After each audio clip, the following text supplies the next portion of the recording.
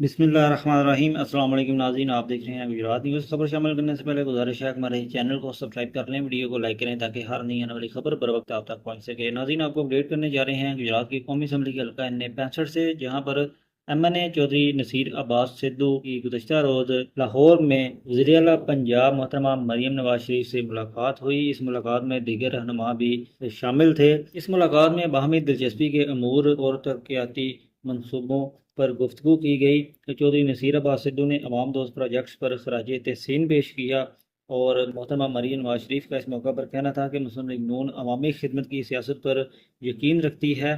चौधरी नसीर अब्बास सिद्धू ने कहा कि वज़ीर आला की ज़ेर क़यादत पंजाब में अवामी खिदमत के नए बाब रकम हो रहे हैं। और इस मुलाकात में चौधरी नसीर अब्बास सिद्धू और मोहतरमा मरीम नवाज शरीफ की 1-to-1 मुलाकात हुई, जिसमें तरक्याती मनसूबों और बाहमी दिलचस्पी के अमूर पर गुफ्तगू की गई। अगली वीडियो तक के लिए दीजिए इजाज़त। अल्लाह हाफिज़।